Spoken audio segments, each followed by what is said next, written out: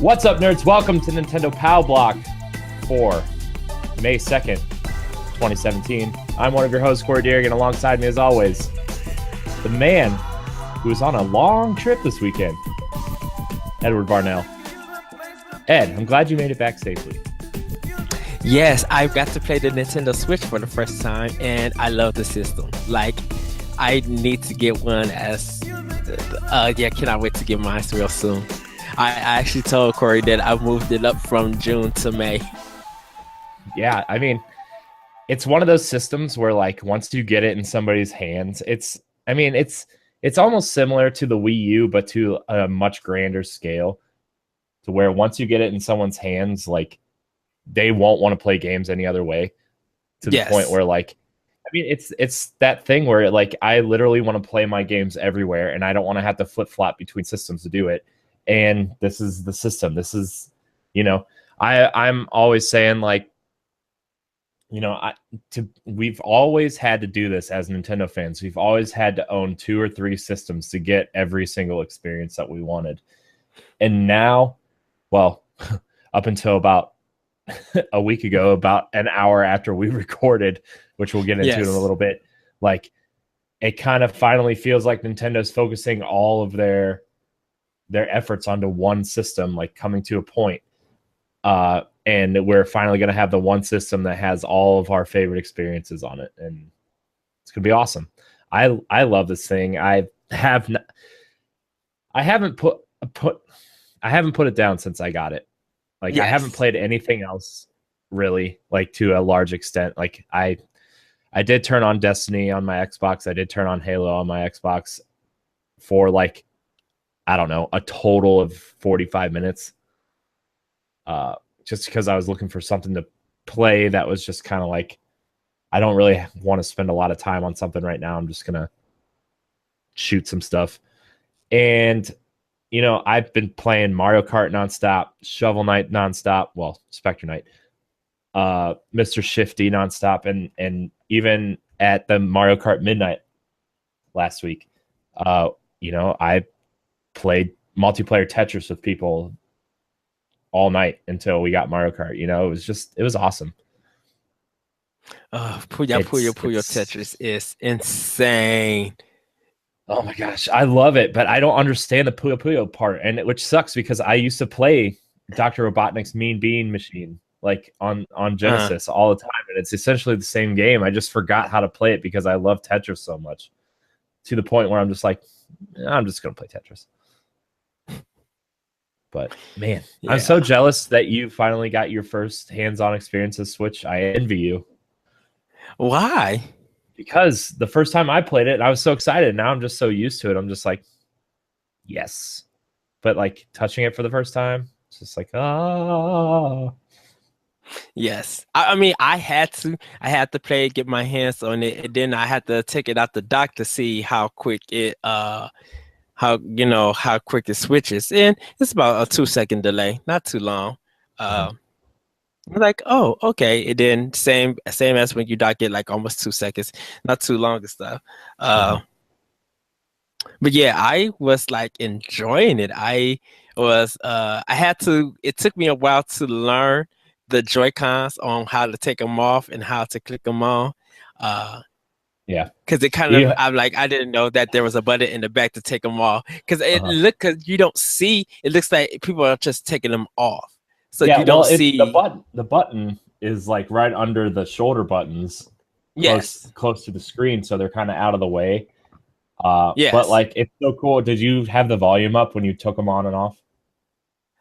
Yes. It's so cool because, like, everybody, you don't expect it, but it just makes the snapping sound from all the commercials when you snap the Joy-Cons on. It's awesome. Yes. That was a really cute sound effect. Yeah. Oh man, I feel like this is, like, 2 months ago now, because, like, we're talking about how cool all the little features and stuff are on the Switch. But yeah, man, you played Larry's, right? I'm assuming. Yeah, I was playing Larry's. Yeah. World 1-1. Go listen to it. It's Ed and Larry's show. Go listen to it. And Adrian. Yeah. Well, sometimes Adrian's not there, and I miss him. Sometimes. His game is he's big indie developer now. He's too cool now. well, yeah, he finished his game, so now he could be on the show too. Yeah, I saw his Instagram meeting Peter Capaldi and all these people up at like, whatever convention he was promoting his game at this weekend, and he's a celebrity now. He's big news, Adrian. So Tuna Cycle's still real good though. I can't wait for Bugs Are Stupid. Well, I gotta buy it. It is out, so I just gotta buy it so I can play it. Oh, it is? Yeah. Adrian. Thanks for telling me, Adrian. What a jerk. But I'm excited to play it. Yeah, what else have you been playing? Anything really? Just your Switch impressions? Those games for Switch. Before I left, was playing Ghost Recon, Persona 5. Was about to hook up my Wii U and get back and finish up Zelda Breath of the Wild, but I'll do that like later on tonight and tomorrow.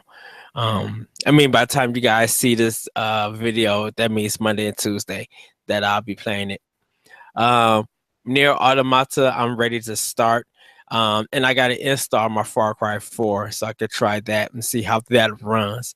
But that's pretty much all I've been playing. And then on the train ride back home, I've been playing Pokemon Sun, and I actually finished my first trial. So that didn't really take long. So now I got to be like, okay, let me get to the next part of the game so I can move it along. Right. There's so much backlog that I need to catch up on. And my main thing right now is like, you and I guess I should just kind of update everybody. Before, like, in this week, Ed and I are recording 3 shows. We're going to have 2 shows this week and 1 next week. And then Ed and I are planning a bunch of really cool Nintendo-focused content that, we've kind of been talking back and forth on and, like, kind of going through things. So the episode you're going to hear next week probably won't have any news or anything. So if something big happens before our episode goes up, sorry, we'll cover it the week after. Because every time I go on vacation, every time I go somewhere that I can't do a show or something happens. Like something big happens. Like when I went on my honeymoon, Nintendo comes out with this random Switch commercial announcing Switch. I'm like, oh, thanks. And I had to do a 55-second Instagram video to give my thoughts and impressions, and everybody yelled at me because I was on my honeymoon and I was doing a reacts video on the Switch announcement. So don't worry, because I did an optional opinion on it. So yeah. So and that took like 30 minutes. So yeah. So Ed and I are kind of we're spearheading some Nintendo content outside of Power Block. Let's plays, let's play and podcasts is an idea we've been floating around for a long time. We kind of did a test one on Halo a while ago. Yes. We want to do kind of reaction videos and live stream some stuff and just kind of like get that going because, we're obviously huge Nintendo fans and it'll be fun. So, yeah, and I'm ordering my green screen and stuff today for stuff like that. And Ed, I don't know. Yes. I don't know. Why don't we get into some news? Oh, you mean like the crazy reveal of the 2DS XL? Yeah. What? Dude, okay. This thing, I actually really, really, really want one. And like, I like my 3DS a lot, but this thing is probably the sexiest handheld Nintendo's probably ever created. Well, before we get before we get there, Nintendo revealed that the day that we recorded our show, that Thursday, that there was going 2DS XL that's coming out for $150 on June 28th. This is a big announcement because you would think that it would be something for E3. Mhm. But it's a very sleek. It's not the one system like they have. It now actually folds, so it's the claps kind of system. The end parts are a new design. That it looks like an oval round shape in a way. Mhm. Yeah, it kind of Um, almost looks like if you have an iPhone or something with the rounded yes, edges, and it looks like two iPhones that are kind of like hinged together, and you just fold it down. yes. Uh, the blue buttons and D-pad and trimming actually almost match identically with the Switch Joy-Cons if you have the blue Joy-Cons, Uh-huh.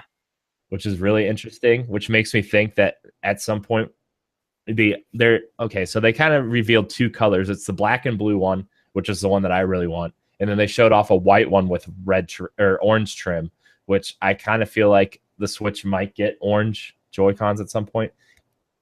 It's that if you remember the jet orange GameCube controllers, Yes. that's the color of the white one. The white one with the orange trim is that I color. I thought it was gold. It looks a little gold to me for some reason. Um, the websites that are taking pre-orders and stuff listed as orange. Okay, So I don't know. It might then that's just look. fine. It just might look lighter in high res images or whatever. But uh, Okay. this thing is super cool, and I'm actually I think I might actually get the black one. Like I've been kind of throwing it up in the air Hmm. if I should get it or not, but I think I'm going to get the black one. Okay. Uh, I think it's I just want to match my Switch, to be quite honest with you. And like, well, here's the thing. Like, I like my 3DS a lot. I like that device a lot. But I don't ever use the 3D. Uh, it's just I like the new design better. I just like it a lot better, and Uh-huh. I think I'm gonna get it. Plus, my 3DS is like 2.5 years at this point, 2.5 years old at this point, Yeah. and not that Nintendo hardware dies, but like this will give me an extra if because they're releasing this new version of the 3DS. Like they're obviously going to keep making games for it for at least another year Oh, or for two two. years. Yeah. Like I, I kind of want to keep up with it, you know? yeah. Ugh, I mean, so I think if they decide to do a new system, it will be next year. mhm. Yeah. But I what they just would do, I don't know. I don't really see them doing a new handheld unless they did like a there's all these mock-ups of like a Switch Mini that don't require a dock or the Joy-Cons don't come off or Mm. anything. Like that's the only thing I could see them doing after a 3DS. Uh but man, this thing it's so it's so pretty. It's so pretty. Well, I feel like if they could do a DS that has the power of the Wii in it, I Hmm. think it would be successful. Hmm. You Or even a know? Wii U. I mean, they could even do a Wii U. Yeah. So, but yeah, me and Corey just like, Ed, did you see this announcement of 2DS XL? I'm like, wait, what? Yeah. Yeah. I was right after recording. I was editing the show to put it up the next day, and I was like, Ed, did you see this 2DS? You're like, what? And I thought it was fake at first because, like, Yeah. I saw it in a bunch of like, I'm in a bunch of Nintendo groups, and a lot of them are full of people that are like, I mean, you know how Facebook groups work. There's like, if there's like 30,000 people in one of these groups, you know, at least 5,000 of them are big trolls and just kind of say stuff that doesn't make sense or is fake and stuff. Uh-huh. And I saw this trailer in three of those groups. I'm like, this is weird. So I clicked on the video just because I like to see what people like to make up and stuff. And I clicked on it, and the YouTube video said Nintendo. And I was like, wait, is this real? So I went to Nintendo's official YouTube page, and it was the first video on there, and it only had about 1,000 views, and it had only been up for about 15 minutes. I was like, Dang. I was like, wait a second. So I was like, Ed, did you see this new 2DS? And by the time I had refreshed the video to watch the trailer again, and it had almost 1 million views. Wow. And I was like, holy crap, this thing is cool. Like it was a cool reveal. It was a little random to be revealed at 8 o'clock on a Thursday night, but yeah, it's a cool system. I really, really want one. Yeah, and now they're teaming up with Uniqlo, doing clothing. So Nintendo's kind of making some big moves Yeah. Hmm. soon. And I think when Yeah. they say entertainment and trying to get their business back, Nintendo's doing a lot, you know. Hmm. Or they're Yeah. marketing and doing performing well right now, getting their plans into action because like after E3, Hmm. we're all just gonna be waiting to be like, okay, when's the next Nintendo Direct? And are you guys gonna surprise us with something? Because if they surprise us with something, whew, it's gonna be entertaining. Hmm.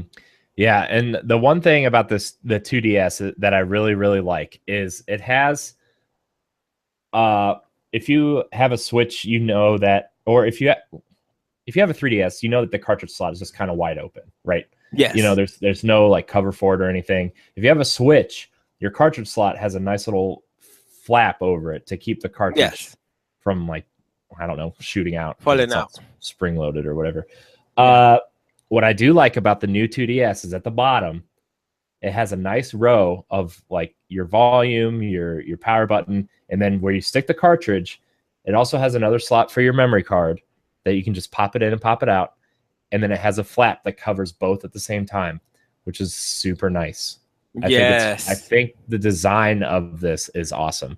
And the fact that it has all of the power of the new 3DS, which uh-huh. means you can play Xenoblade Chronicles X or Xenoblade Chronicles 3D, you can play Fire Emblem Warriors, you can play Hyrule Warriors on it without any hiccups or, without any limitations. You can play your Super Nintendo games on it. Like, that's cool. I'm glad that they included all that in it. Yeah, and it's $50 cheaper than a regular new 3DS. Mm-hmm. Yeah, which is Um, nice. $149 is a nice price point for a yeah, Nintendo handheld system. Like, definitely that for is a yeah, good price. definitely for people who are still traveling or are about to start their travels. Mm-hmm. Some people are still in summer school around that time, but when they get out and they're about to go on a road trip and don't really want to bring a Switch and be like, "Oh, mom, there's a new 2DS. You could probably give me for my birthday or for this road trip." If you guys got the money, it's a good gift to give. Mm-hmm. You Yeah, know. and so like this device makes me really excited to like.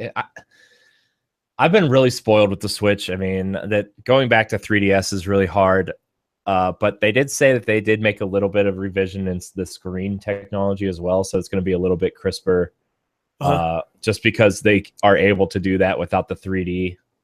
When they take the 3D out, they can make your visuals look a little bit crisper because the screen's a little bit thinner and it's just nicer. So that's also what I'm excited about. If they can make some of the visuals look really nice and I can play my Super Nintendo games in a nice, because I've been playing Super Metroid again on my Yes. 3DS at night when I'm in bed, while my Switch is charging. And uh, I would really like to see some crisp Super Nintendo games.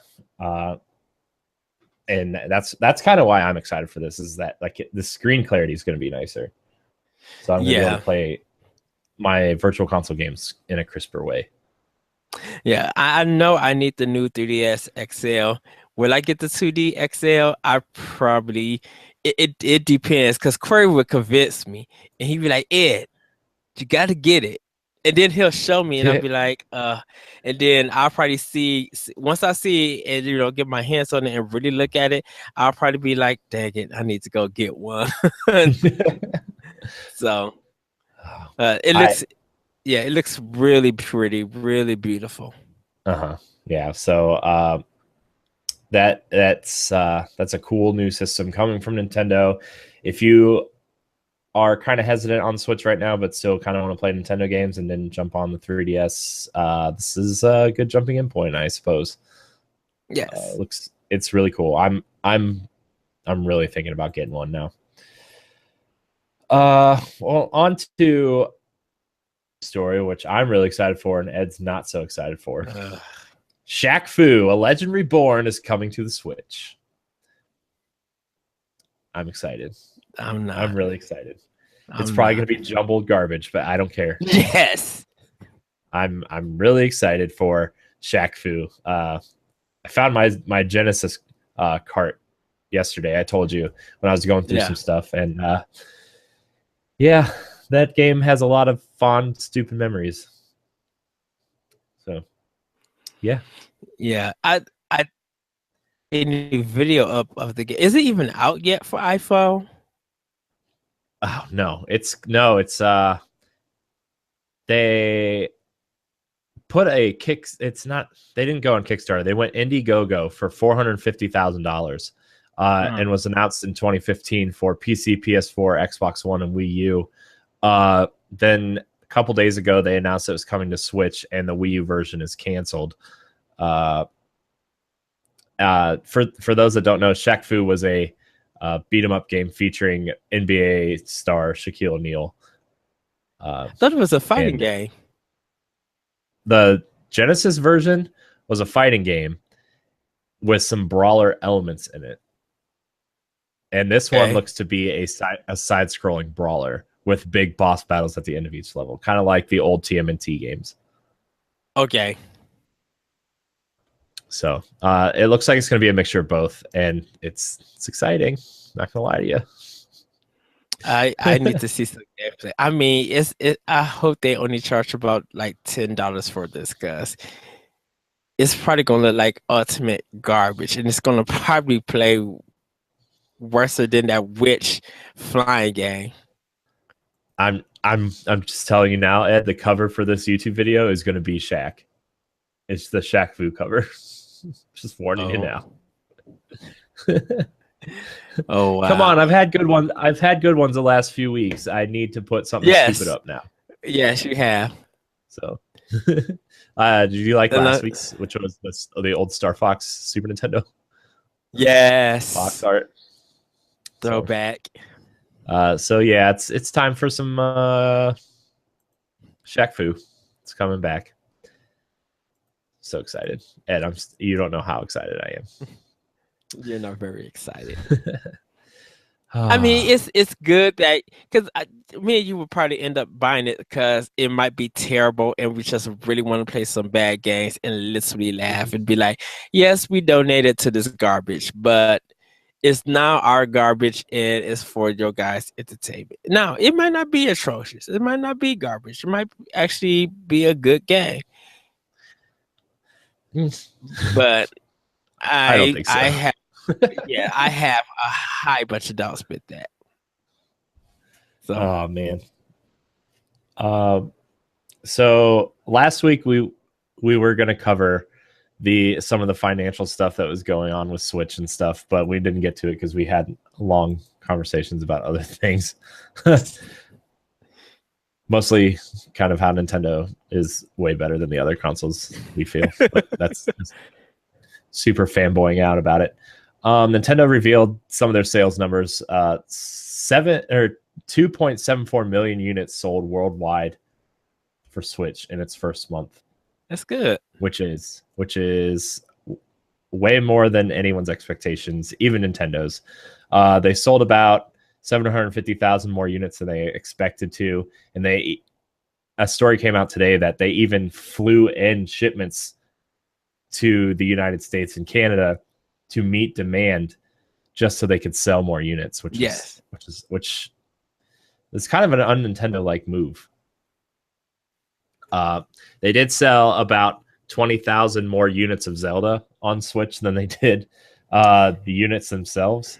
Yeah, I heard it's a 70 or 73% attach rate to the system for any game, and that's big. That really is big. And it was just like people were buying the game, like me, like bought the game without even have the system yet. Mm-hmm. Yeah, it's funny. I think it's funny that people are like, I mean, I used to do this for systems too, where when PS2 was coming out, like I remember I bought Madden NBA Live and the Bouncer before I even got my PS2. And like I can just imagine these people buying Zelda before the Switch comes out, and I'm like, yeah, I can relate to that. Holding these games and reading the manuals before the system was available for me. So, man, good times. That PS2, man. What a system. Yeah. Let's see. The Zelda also sold over 1 million units on Wii U, which is strong also in its first month. Yes.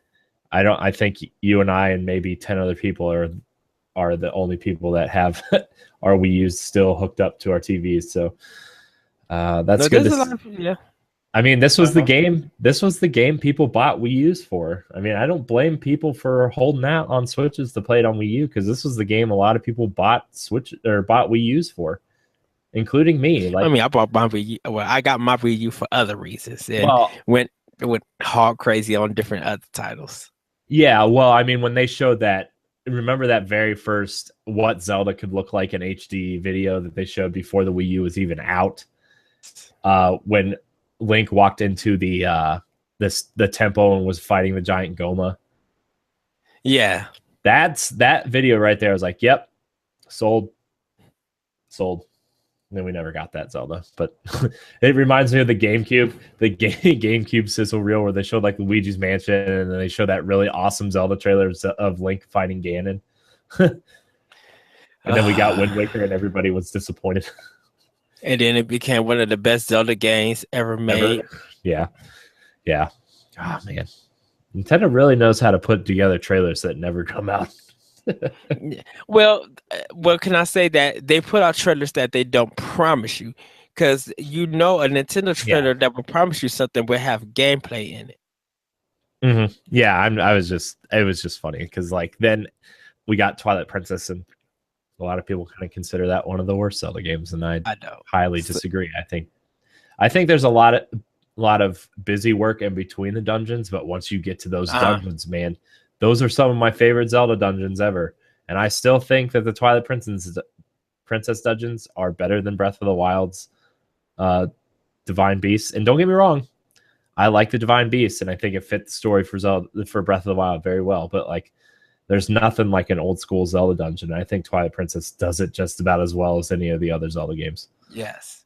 I mean, I think some of those dungeons are even better than like that the Forest Temple, or making your way through the Lost Woods and finding the Temple of Time. Like those two dungeons specifically are just so good. So good, yeah. So good. I still love Twilight Princess. I know people make fun of me all the time. The dungeon with the sand is still one of my favorites. I just love that roller coaster design close at the end. Mm-hmm. Yeah, and that boss battle where you have to use the spinner to climb the wall. Oh, so good. Oh, it's so good. Tatsumi Kimishima said that he was relieved that consumers have accepted the Switch and is relieved that people actually like the console. He says that he believes that the console can eventually sell 110 million units, surpassing the Wii. I think that's a little bit high. I think it's going to reach. I think it could potentially reach 3DS numbers, 70-ish million. Yeah. Some people are saying that it's only going to do about GameCube numbers. I think that's a bunch of crap. I think a lot of people are looking for a handheld gaming device, and this is going to be it. Right? Especially if they've owned a 3DS already, and they're looking for another experience, or of like people transitioning over from the Vita. Like I think a lot of people are looking for that. And this is one of the weird things is that some of the big top developers are like, yeah, my team members are bringing the Switch to work and playing it in front of us. Mm-hmm. So if that's it, that's saying something. And be like, okay, so no one is bringing their 3D. Well, people are probably still bringing their 3DS and maybe Vitas, and of course their tablets and stuff. But I'm just like, if you're seeing company employees bringing out like the Switch at work, something on how powerful that is, because that's like incentive to be like, this might be the next big thing. Mm-hmm. Yeah, and I think for people who are super into their PS4s or Xbox Ones, like I really think that the Switch is a great complementary system for people who are looking for a second system. Yes. And like I know a lot of people say that like Nintendo's in third place all the time, even though like, you know, we saw the Wii and it just totally trounced everything. And like the 3DS and DS are record setters and stuff like that. And they stumbled with the Wii U. So what? I think, you know, by people being so invested in either the Xbox One or the PS4 and Nintendo being their second unit, that's where Nintendo wins. Is like, Yeah. if they're everybody's second unit, that's where they become. That's where Nintendo wins. You know, because Yeah. say at the end of the day, there's 75 million Xbox Ones and 75 million PS4s, and you know, 60% of those people need a second console, and it ends up being the Switch. Like that's 90 million units right there, and like Nintendo wins. Not that it's like a Right. not that it's like a contest or anything, but you know, you always like to see Right. Nintendo do better than these other consoles because they're never compared favorably. And a lot of people don't realize that there's something about Nintendo that they consistently, even if the sale numbers don't look good, they're continually making money. They're kind of probably in the best spot. You know, people, you don't have to question what Nintendo was doing or if they're going to survive. They've been surviving for close to 150 some years. Trust me, they know how to survive through a drought. They know how to survive of competition of not being the biggest system or being the most powerful system. They know that if they put out some great content and word of mouth gets out, they're going to continue to sell. Mm-hmm. Where I feel like Sony and Microsoft, you can have the biggest thing, but there's going to come a point in your time that there's going to be a standstill and they're not going to know what to do on how to get out. Mm-hmm. Yeah, it's cool. I'm very happy that the Switch is selling well, and I'm really happy that people like it. And like I've said many times on this show and NGR and other shows and whatnot, like even people that I work with that don't, I wouldn't really consider them like gamers or big Nintendo fans or anything. Like Mm-hmm. they're the people that buy, you know, Madden, 2K, Call of Duty, Battlefield every year, and that's kind of like it. You know, those kinds of gamers, and like they're already talking about Switch, and the one guy really wants a Switch, and like a lot of people at work are talking about the Switch and how they might get one and how cool it seems that like, oh yeah, I can play 2K on my couch and then plug it into my TV. Like it's cool to hear people that aren't really in the same headspace we are in terms of video games talk about Yeah. this device. And that's where Nintendo's going to grab people too. Right. And, you know, the older gamer knows what they want and know that they could get fun and get a lot out of a Nintendo system because Mm-hmm. you'll probably see more portability happening from Nintendo with a hybrid consoles and stuff because it just makes sense now at this point in time since they are strong in the portable business and still somewhat strong in the console business to put them together, you know, and playing full games. Now, what I would be surprised of is that if this really hurts the mobile market, Mm-hmm. Yeah, and that I kind of feel like I still feel like that the mobile, like in terms of like cell phone games and stuff, like mhm, I still feel like that's still a different audience of gaming. You know, I don't know. There's always something weird about the mobile market that's different from, you know, handheld gaming or console gaming, and but it's see, this always is going the to be thing. there. This is the thing. I think kids are going to see adults or other kids playing the Switch, and they're going to see how big the Switch is, and compared to their little tablet and phone thing, they're going to be like, "Why is that kid having a different experience of fun?" And I got this. They're going to continue to look at and peak. And Mm-hmm. that's marketing that's going to get that kid interested. And so when that happens, they're going to be asking their mom, "Hey, mom, dad, you know what that is? Is there a way for you to get that for me?" Mm-hmm. And if that spreads out, that's going to hurt the mobile market. Yeah, Because I'm like, yeah, if you already pay like $200 or $300 or $400 for a kid to have an iPad, Why not spend the same amount of money or less getting them a Switch? Mm-hmm. And still play great in indie games and Nintendo games that they're going to end up loving. Yeah, yeah, I agree. I think a lot of, especially if they start experimenting with price points more, especially with Mm-hmm. downloadable games.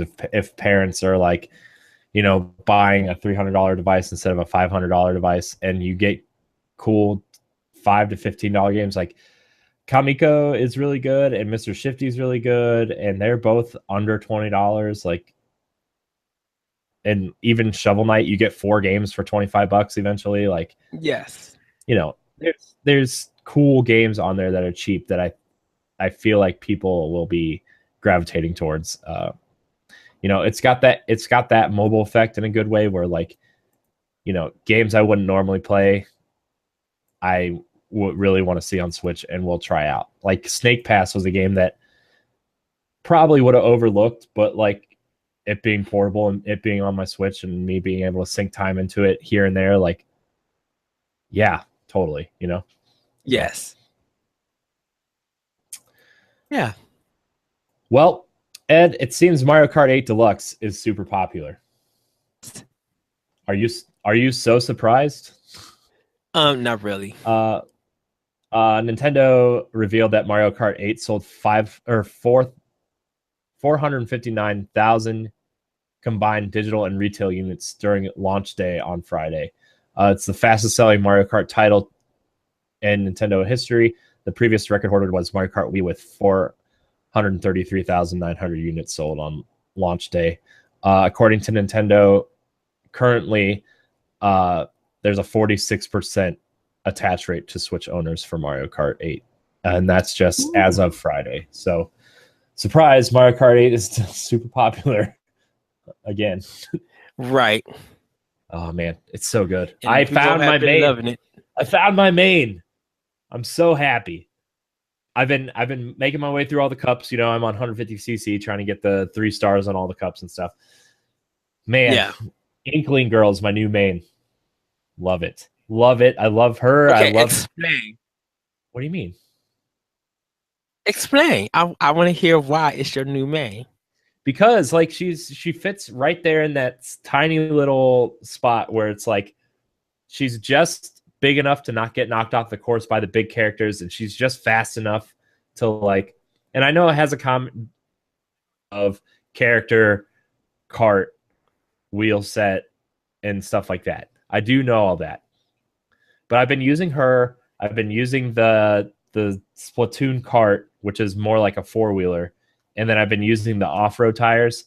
Yeah. And man, it's just so good. Ugh, so good. So Yeah, Lakitu is my main. I use him, but I'm still trying to get the cart that I need that's gonna work well with them.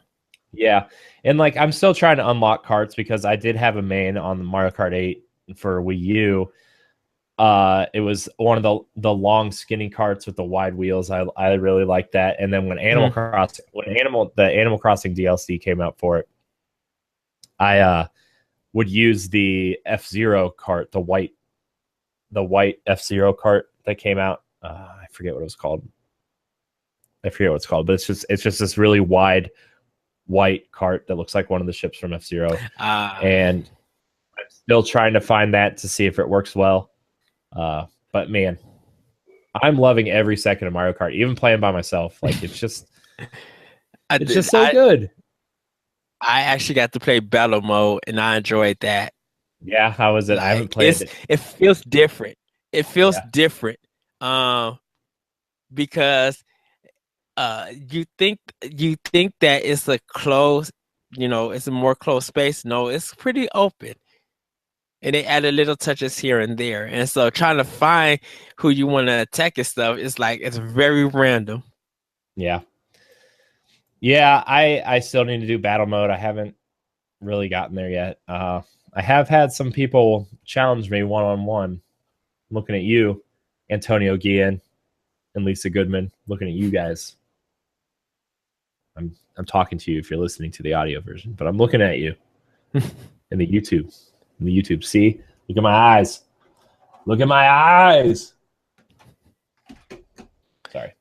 But you know, I'm getting my groove back. It's super fun, and man, Mario Kart's so good. Yeah, I really don't have it's anything so else fun. to say except that, like, I really hope that, you know, as much as I would love a Mario Kart 9, I would rather just have DLC for Mario Kart 8 Deluxe because I think they're probably there's some more. there's nothing they can really do to improve the formula, honestly. Like, I like the anti-grav stuff. The only way I would love another Mario Kart is if they made Double Dash 2. Like, that's the only way I could see them doing something different with Mario Kart for this generation, is if they did Double Dash 2. And I don't even know if I want that now because I like Mario Kart 8 so much. But yeah, Double Dash. Double Dash 2. That's Double Dash. that's my game right there. That's my jam. I love Yeah. Double Dash.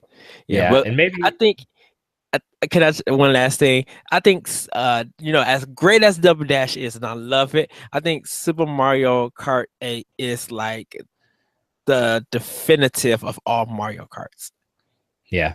Like, I don't know how they can improve upon it. Yeah. Mario Kart. Buy it. Buy it. Buy it. And now I can take it on the road. So I'm really excited. I need to figure out how to get my hand not to cramp up in handheld mode, but that'll come in time. I just need to play more, get my hands used to that position. That's all it is, Ed. That's all it is. I know. Yeah. So there's this one last thing, and this came out a while ago, but I kind of think it was interesting, and then we'll get into just random conversation probably before we wrap up the show. But SteamWorld Dig 2 devs came out and discussed the power of the Switch, because they're developing SteamWorld Dig 2 as a Nintendo Switch timed exclusive, which is pretty exciting. Yeah. They were talking about how the first game was designed for 3DS, and they did it because they love handheld gaming, and 3DS is kind of the perfect platform because they love Nintendo, and they wanted to be able to make a game that people would enjoy on the go for, their daily commutes or whatever. And so they decided to partner with Nintendo for SteamWorld Dig 2. And I'm just going to read these quotes from the Image and Form guys. One big reason is that we have a great relationship with Nintendo. This is on what attracted them to develop for Switch first and foremost.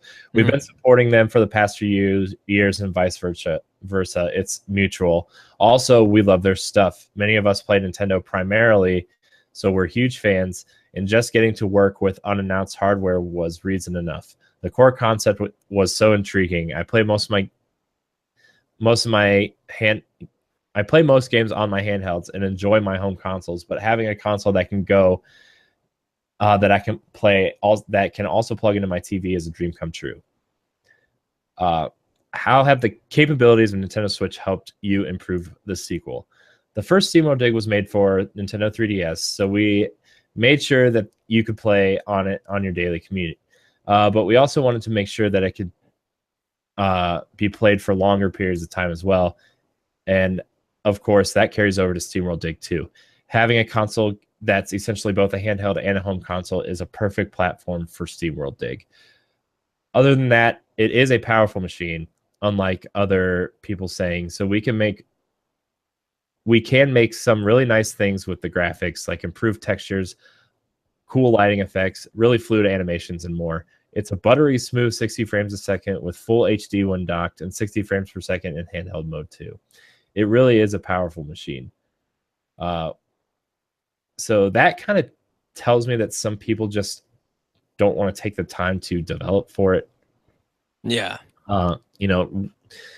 Quote, waste resources on an underpowered machine. But lastly, you announced during the Nindy showcase in February that SteamWorld Dig 2 would make use of HD Rumble. How's that coming along? and then it says, I quite like what we've been able to pull off with HD Rumble. One thing is recreating the sensation of digging into certain materials. There are so many cool things you can do. HD Rumble will be a fabulous feature for SteamWorld Dig 2. So they are incorporating the HD Rumble, which is cool too. Yes. So the thing that, and I know like SteamWorld Dig isn't like the most graphically intensive game. It looks pretty, don't get me wrong. I think it looks amazing. I wasn't really huge on the first game, but this game looks, at least visually, looks amazing. The power of the Switch, and we've kind of gone back and forth on this for a while, but it seems like the amount of power that the Switch has is just a tad lower than what the launch Xbox One was able to do. You know, where they gave people 5 gigs of RAM to work with instead of the full 8, and you know the Switch has 4, I think, in it. Mm-hmm. So it's not really that much power in terms of development for these systems. I think it's interesting that they kind of just came out and said it. You know, I think it's cool that they are just kind of like very open about their development and how, you know, the Switch kind of is making this game what it is. So Yeah, I think what the Switch is making a lot of developers do is like be creative, you know, change up your art style. And I think when you change up your art style, you're able to work in the limitations that is on the Switch. You know, sometimes realistic graphics are not impressive because sometimes some realistic graphics still looks like it's next gen and don't age well. yeah. Where a nice art style on the system could always feel like timeless in a way, to the point where you don't even have to do a remaster or you don't have to rework it or anything. You could just be like, that's still beautiful after all these years. Yeah. I mean, Nintendo's always one of those companies that have always had games that you're like, oh, that looks great, even though it's 15, 20, 25 years old. Like, right. You look at a game like Luigi's Mansion or even games on the N64, like Super Mario 64 still looks good for, you know, whatever that generation is, you know. Mm-hmm. Like, it's just, you see these games and everything always looks good. Whereas if you go back to a game like on PS1, like Tomb Raider or Resident Evil or even cartoony games like Crash, like they don't really hold up. Yeah. It's just, they're like very blocky and pixelated, and sometimes they'd be like, ugh, this looks super dated. Yeah. And like I think the generation that pulls off this the most, that makes Nintendo look the best out of these 3 quote big companies, would be like GameCube versus PS2 versus Xbox. And you look at the Nintendo developed games, and then you look at the PS2 developed games, and you look at the games developed for Xbox, and you're like, man, the games that hold up the best are the ones developed by Nintendo. Yes. You know, I mean, you get those rare ones like, you know, you look at Voodoo Vince, which still looks pretty decent on the original Xbox, but it didn't have the Nintendo charm. You look at Jak and Daxter, I think still looks great on PS2. But, you know, a lot of games don't. Yeah. SOCOM doesn't look good. And, you know, it's all in the art direction. You know, Nintendo's always pulled off the art direction. Right. Like, even if you look at Eternal Darkness for GameCube, that game still looks good and it still looks creepy. Mm-hmm. Yeah. I mean, even Eternal Darkness, like you can still look at that game and say, yeah, this is from that era, but it still looks better than a lot of the stuff that came out in that era. Or True. like Beyond Good and Evil 2, I think or Beyond Good and Evil also is a game that you can look at and say, yeah, this was developed in this era, but it still looks pretty good. And that, I mean, that wasn't a Nintendo developed game, but like, you know, Ubisoft had the the mindset that they were going to create a game with a specific art style, and it still holds up. Yes, that is true. But I thought it was interesting that, you know, some of these indie developers are coming out and saying, well, yeah, the Switch kind of is almost on par with Xbox One, and in some ways, you know, it's like we can do all this stuff here. We can do this. It's just how much time you want to put into this. And you know, people, if Switch takes off, people are going to have to realize that, you know, there's not going to be some of these companies, you know, I don't think we're ever going to get Battlefront or Mass Effect on Switch. Like, I don't think we're ever going to, which is sad because I would really like, you know, I think the Mass Effect trilogy, the original Mass Effect trilogy, would be a great portable experience to take with me and then come back and play on TV. Like, I would totally play through those again on Switch. But you know, I would love to see these companies take a different approach to Switch, and like maybe we don't get that. The big one that comes back to mind, like we were talking about a couple weeks ago, was that Assassin's Creed thing, where like, what if they took the comic book approach, where it was very stylized but still set in this world? You know, maybe it's a spin-off game, maybe it's not Assassin's Creed 8 or whatever, but it's a spin-off. It's like Assassin's Creed Rogue for last gen, or it's, you know, they just take a different approach to it. I think it would be really cool. I can see them do that. Yes. But it would be up into Ubisoft, because I think a lot of people will be. If you think of Syndicate and Unity in that kind of sense, I think it will work perfectly on Switch, because now on the go, I have to worry about any online problems. I could literally sync up with somebody and we could literally go and you know, do whatever they do in Assassin's Creed. Like and that would be cool to do. Or even Hitman, for example. Like, it would be cool to have your Switch and you're a Hitman, and you go to like maybe cons or whatever, and you see someone, if you linking up and you see someone also who has the game, now you guys are in a battle of how do you work as a team to kill one man, or do you kill the guy and backstab your team?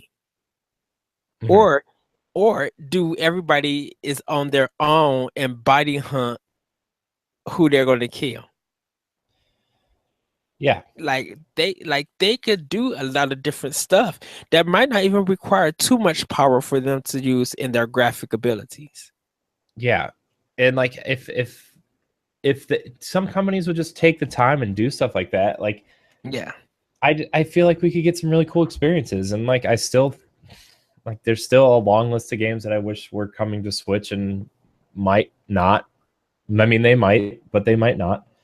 And Hitman's on that list. Like, I would totally check out an episode or two of Hitman on Switch. Right. And I think a lot of Western third parties are going to be scared, because they're going to be like, well, we put out this big major game, but yet something on Switch is killing our sales.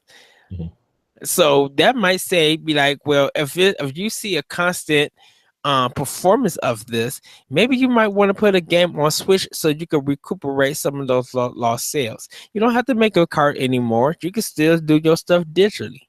You can sell your stuff for $30 or $40. Look at Sega, for instance. Puyo Tetris is probably doing major money for them. Yeah. I really hope some of these companies take the time and like give a team, you know, a chance to work on this, you know, give a team a chance to make something cool. And like, I don't doubt that we're going to get some kind of Ubi Arts game, like a third Rayman game, or, you know, something like, I don't know, Valiant Hearts was, or Child of Light, like those types of games. I have no doubt that we're probably going to get some of those games on Switch. And, you know, I don't doubt that, you know, EA is looking at this really hard and saying we need to put more than FIFA on here. Yeah. Like, those kinds of games will come. I just hope someone takes the time to develop a bigger game for this. Like, we can see that big games can run on this thing. Look at Zelda. Look Yes. how big of a world Zelda is. Zelda is very clearly a bigger world than anything Assassin's Creed or Skyrim or even previous Zelda games have put out, you know? Or or And dedi or dedicate EA originals to Switch. yeah, And make just those kinds of things. yeah. Because I mean, I don't know what big game that EA could do, but they could create something that's fitting for us, the Switch players. There was a study that came out, or a news report that says owners of a Switch are 25 to 34-year-olds. So if that's the new market for the Switch, you guys who are making games for that age group would definitely buy your games on Switch. So that's money for you. That's guaranteed money for you. Mm-hmm. Yeah, yeah, I totally agree 100%. I think there's a lot that could be done to this, and like I know developers want all the power in the world to develop their games, but they're still gonna have to Mhm. port down to these consoles eventually. Like I think companies, and I know like it's for some reason the Switch dev kits are kind of hard to get right now for some reason. I don't know anything behind that or whatever, but like, you know, there's people who want to put games on Switch and can't get the dev kits, and then there's big companies that have the dev kits and aren't utilizing them. Right. And It a lot just of people, it's weird. A lot of people who went from Switch to their other consoles, it was just like, now I know why I love the Switch more because I could pop my game in and play it. oh jeez. Yeah, And then they would, don't even get me started on that Halo update I had the other day where I was like, I just want to put Halo in and just play the game and just shoot some stuff. And it was like yeah, even though it wasn't a big update, it still took 15 minutes to get this update downloaded and installed. And it's just like, that's 15 minutes. I could be doing something else. Like, yeah. it's just, I Yeah, don't know. that's why it's just like those install times. If that's not the same thing that's on Switch, everybody's going to be like, okay, Switch version is the definitive version because I still don't know who's playing Puyo Tetris on Xbox or PS4. Yeah. Everybody's playing it on Switch, and that's $10 more for the physical copy. Yes, they're getting the keychains and stuff, but that's money for Sega. Yeah. Yeah. And It's and, shit, just, and probably that $10 got to recuperate the losses from the other systems that nobody's playing it on at this point. yeah. Oh, go ahead, Corey. No, I was just agreeing with you. I was just thinking of all these things that I would love to play on Switch, and like they all have some sort of just out that they don't have it on Switch, or like they don't have the dev kits, or they're struggling to get their game on the platform because Nintendo doesn't want ports right now, and it's just all this weird stuff happening around Switch that I'm just like, man, all these games have that Switch effect, and a lot of these games would be super successful on Switch, and Yes. they like, I don't know. There's just been this weird thing coming out about how Nintendo doesn't want any ports on their system, and I understand that to a degree, but like if you would just allow these indie devs to port their game to Switch, like so many more people would be inclined to purchase them, because there's people like me who like, I like indie games enough, like I like a lot of different ones, but like I am more likely to play Hyper Light Drifter on my Switch than I would be on PlayStation 4, because I want that handheld experience. I want that. I want that game. I want to take that game with me. I want to take that game and play it in places where I can't necessarily take my PlayStation 4. And I think Nintendo will allow those ports to come Oh in. yeah, I think those I companies just got to be like patient because I'm like, they already got stuff set in. So what do they? I'm like, why add too much stuff when they're not, where they're trying to get their first plan out? You mhm. know? Yeah, and like some of these things, Nintendo even came out and said this. They're like, look, we have a lot on our plate right now launching this new system. And this came out in a report about the NES Classic being discontinued. But I think the statement still applies here. They said they have a lot on their plate trying to get switches out the door, trying to get these dev kits out to developers because they didn't, even they were surprised at how many people wanted dev kits, in terms of indie developers. And, they don't have unlimited resources, we have to realize Nintendo, comparatively to Sony and Microsoft and Apple and stuff, Nintendo is a small company compared to these giants. And they don't have the resources that Microsoft does. They don't have the resources that Sony does in terms of, manufacturing and getting these things out and stuff like that. Nintendo is a relatively small company compared to these other companies. And so, where they focus their money and time they put into things, they're going to focus their money on churning out their own systems before dev kits, and they're going to focus on putting their money on developing their own games before they get these other units to indie devs, and I do understand that some of these indie devs are frustrated, after all this stuff from Dan Adelman was happening, he was calling Nintendo douches and stuff. I can understand why he's frustrated, where Axiom Verge could have been ready for a Switch launch. He came out and said that in an interview, and I understand that that's frustrating for him and probably Tom Happ as well, where you could have had, a game that is so critically loved by a lot of people. Could have been ready for a Switch launch, and it wasn't because they couldn't have a dev kit or they didn't get the okay from Nintendo. And that's probably frustrating to a lot of people. But at the same time, this is Nintendo's product, and they want to push their games first and foremost. And trying to get these dev kits manufactured and out to indie developers so they can, get these games on the store is probably hard right now. They're transitioning from trying to get. They've been manufacturing 3 units for such a long time. If you include the NES Classic and the Wii U and the 3DS and the 2DS and all the different types of models of these systems, trying to wind down manufacturing so you can have, one version of the 3DS, which I'm assuming is going to be the 2DS XL now. Winding down production on the NES Classic, which has been discontinued. Winding down production on the Wii U, and finally just focusing all your manufacturing money on the Switch, and then getting those dev kits out to indies. It's almost like a giant reset for Nintendo. It's like this giant manufacturing reset, and Nintendo's going through an exciting period right now, but also on the back end, they're probably going through a weird transition. It's a weird thing putting out this one console that people are super excited for now, and people are super excited to develop for. So I don't know. I feel like I'm ranting about this and rambling on about it. I agree with you. It's just, but the thing about it is just that so many people count Nintendo out and have an attitude and ego about them.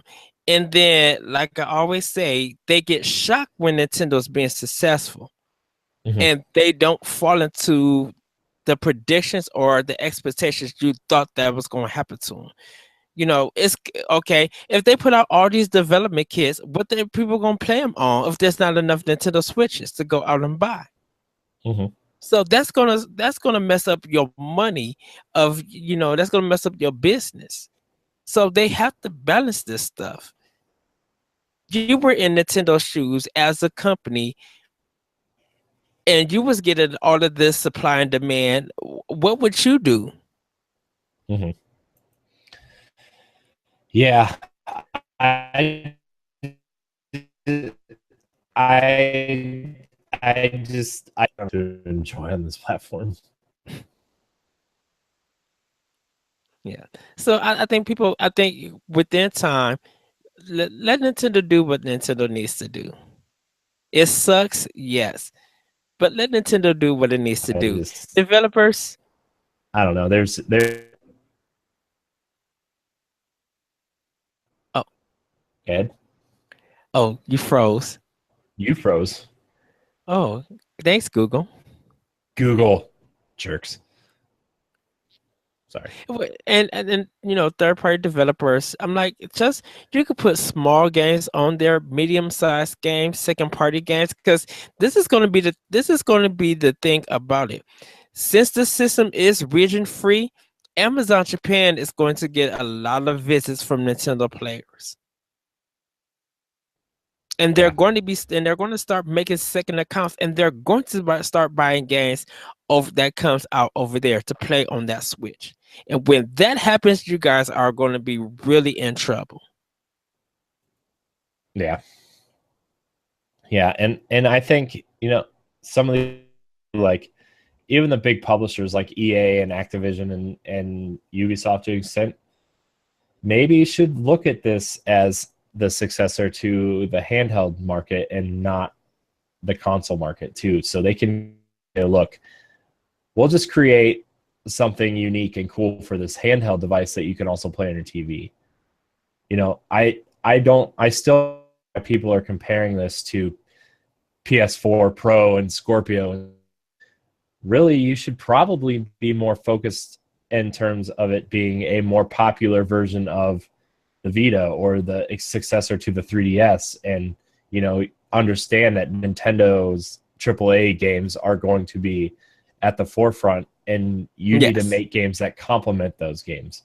Like, you need to make games that complement Zelda by releasing, another Professor Layton game or a Bravely Default game, which is, is obviously doing a great job of supporting the Switch. And Capcom's already come out and said, look, we're supporting the Switch. We're making it our top priority, which is something we didn't talk about.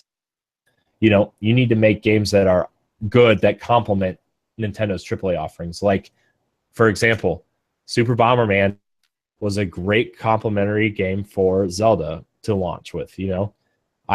I mean, that game's not amazing, but it's a great little stupid multiplayer game that you can play and have a good time. And it was a risk that paid off to make people actually respect Konami again. Yeah, and you look, we're not getting a AAA game in May, but we are getting Street Fighter and Disgaea 5, which are great complementary games to Nintendo games. Right. And then we get ARMS and Splatoon. And then, after that, we're going to get a big open world game in Skyrim. And then we'll get Nintendo's fall lineup, And if Ultra Street Fighter 2 performance does very well, and you see a drop in Street Fighter 5, that's speaking volumes. Yeah, and I think volumes. I think a lot of people are, have always preferred Street Fighter 2 in terms of Evo and stuff. Like, yeah, Street Fighter 4 was big, but I think 2 is more popular than Street Fighter 5 still at Evo. And like, if you give people a reason to revisit Street Fighter 2 with new characters to master and a couple new stages, a couple new tracks, not to mention the factor that people love Street Fighter 2 on Super Nintendo. Yes.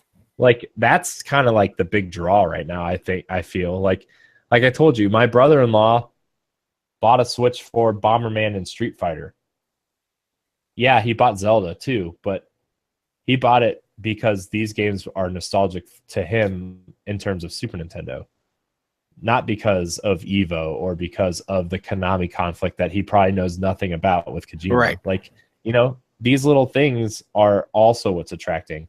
And sometimes I feel like we are so into this that we kind of forget about how, I quote, normal people consume video games. Like, some people buy Nintendo games for nostalgia. Some people buy, Xbox games because they liked Halo, buy PlayStation games because trash, Like, sometimes I feel like we do that space in terms of how people consume games. Yes. So I do think Nintendo is hitting that audience a little bit harder than the hardcore audience. Mario Kart's a very nostalgic franchise for people. Super Mario Kart and Mario Kart 64 are still people's favorite Mario Karts.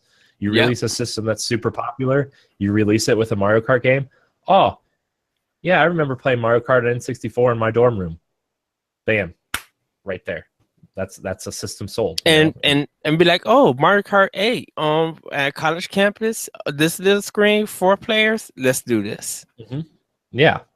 And so that's kind of, yeah. I don't Yeah. really, yeah. I just, I don't know, man. Things are still really weird and confusing about the tech behind the Switch, but at the end of the day, like, I don't we think all at just this want, don't we I all think just want fun games to play on this thing? yeah, I think for a lot of us we don't even care about the tech. We just care about the games and how much fun we're having. Yeah, that's another thing too, is like And it's at some point, you know, does it really matter if my games are running in 4K and look super photorealistic? As much as I did like Battlefront 1, and I am kind of excited for Battlefront 2, I do want to play through a lot of that just because I do. But at the same time, like, does it really matter that they went through all this time and effort developing technology for facial capture? And does it really matter that they took 3D pictures of real props from the Star Wars movies to make accurate models of the X-wing? Like, do 99.99% of gamers really care you that know, EA went out of their way to spend all that money and all that time on Disney's facilities to do that? no, No. I really Rogue Squadron 2 for my Switch, and I'm good. I'm good because that game, like, I do hook up my GameCube from time to time, and that game is always one I pop in because that was like underpowered the GameCube was compared to the Xbox. And then they showed off Rogue Squadron 2, and everybody thought we were watching the digital remasters of the movies.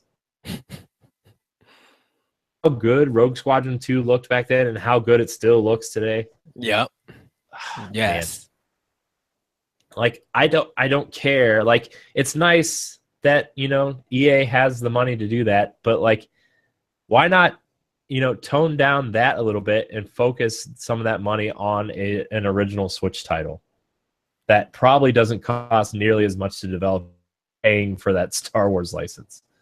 right. And people have been so positive about the games, so that kind of says something. Like if you go on social media, EA and other companies, and you look at people talking positive about the Switch games and how much fun they're having from adults that you sell games to, Mm-hmm. that will give you a clue to be like, yeah, maybe we should do something that's cool and fun. Mm-hmm. So, You know, I mean, I feel like we're at that point right now where like graphics as powerful of a message as they used to be. And like, it's always nice to look at something pretty, like, but like, I don't even care about upgrading to a 4K TV because I don't care about graphics like I used to. hmm The jump from Super Mario Brothers to Super Mario World was impressive.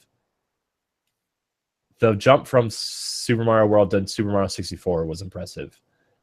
The jump from Mario 64 to Sunshine and Galaxy to 3D World, all those were super impressive. yes, Like, but like, Nintendo games are always going to be Nintendo games, and like, that's good enough for me. Like, that's really good enough for me. same here, Like, same here. you can still turn on Galaxy and be like, oh man, this looks almost as good as 3D World because of the art direction and stuff. Yeah, it's not crisp around the edges because it's not an HD console, hmm but yeah, it's amazing. It still looks great. So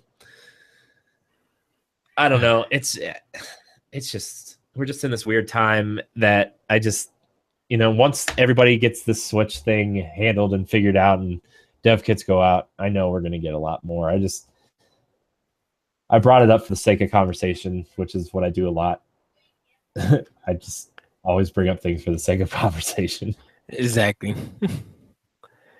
But And, I really can't wait for more Switch games. I can't wait to see how they handle Virtual Console. I can't wait to see, oh, Virtual Console, yeah, that's I gonna mean, be something.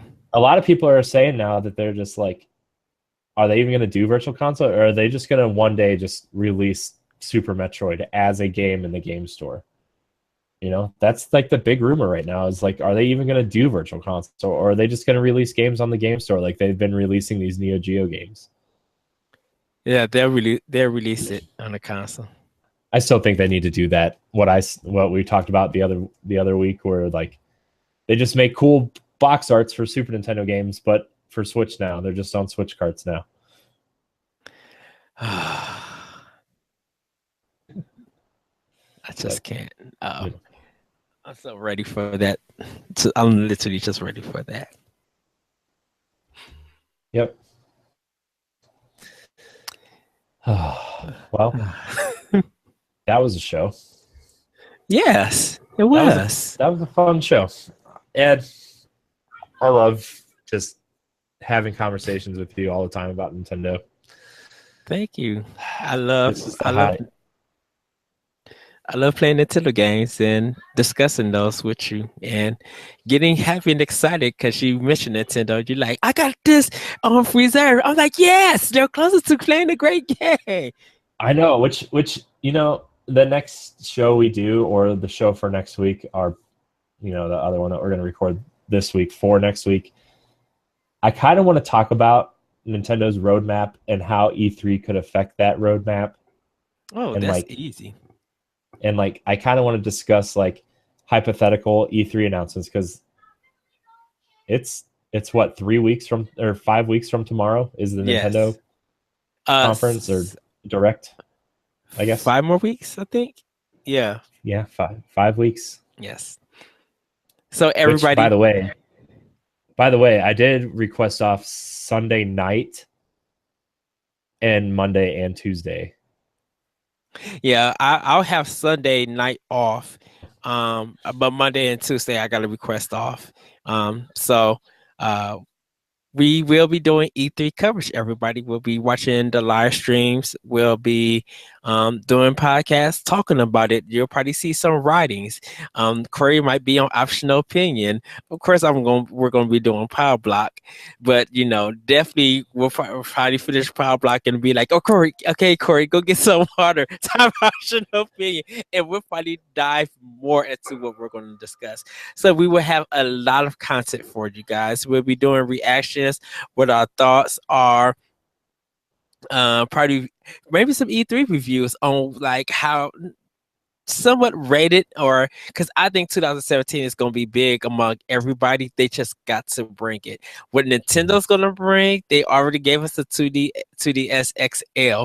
What else they're going to bring, who knows? I know. Gosh, who announced that big 5 weeks before E3? Like, that totally sounds like something they would lead off with. Yes. Or like end their 3DS segment with, like, here's all these cool 3DS games you can expect this summer and fall. And by the way, here's something new you can play them on. Yes. Like, that totally sounds like an E3 thing.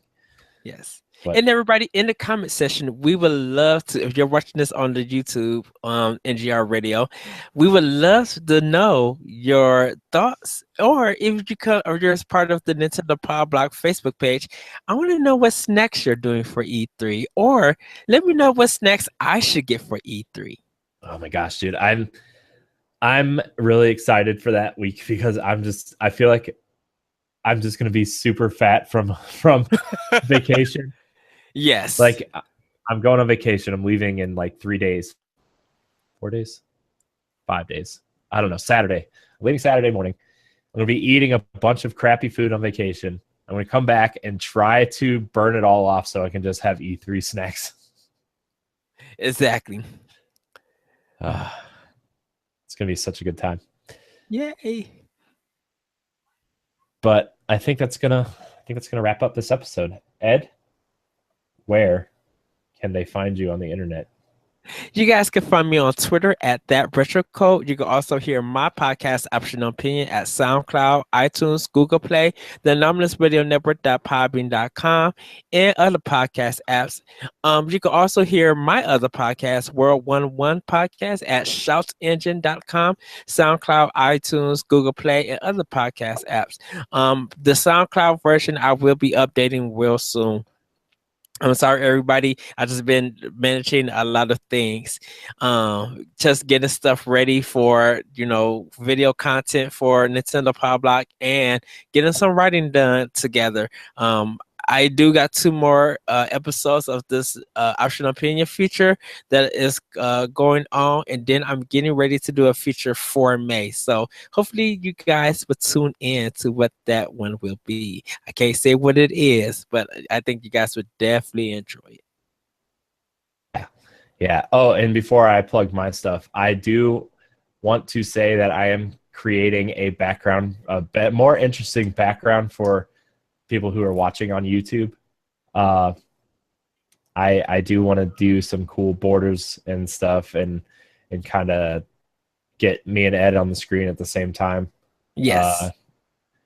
The Google Hangouts is kind of a convenient way to do this, but the more and more I edit stuff, like the more I wish we were on screen at the same time, and Google always acts weird right now on this end. So we may be on the screen at the same time at some point soon. So with cool borders and Nintendo characters and stuff. So yes. But you can find me at Corey Hudson and Corey and HD on Instagram. You can find us in the NGR Radio Facebook group and the Nintendo Power Block Facebook group. I'm going to start promoting that again too. Facebook.com/group/Nintendo Power Block. You can our radio podcast. You can find me and Ed on that next episode of NGR, which we will be recording tomorrow. So I'm pretty excited. You and Larry are coming on. I'm really excited. Yay! Really excited. Check out our writings on ngrradio.com. I'm writing reviews for all the Switch games I've played, so I'm going to try to get more of that up. And check out my Horizon and my Wonder Boy review. You guys can check that out. I am going to be doing some more reviews once I finish a lot of these games, and then they'll be going up. Yeah. So. Yeah, and once I would like your opinion on that game too. Like on which one? On Zelda. Oh yes, that I'm almost done. I'm working on that tonight and tomorrow. Yes. Yeah. And so maybe we'll have a little mini Zelda spoiler cast next episode. So. Ooh, are you ready? I am. Oh my gosh, I'm so ready. Yes. I'm starting to forget that I need to go back in and just run around the world real quick. But anyways, thank you so much for watching or listening. And until next time, we love you. We love you all. See you next time. Bye. Woo! Yeah.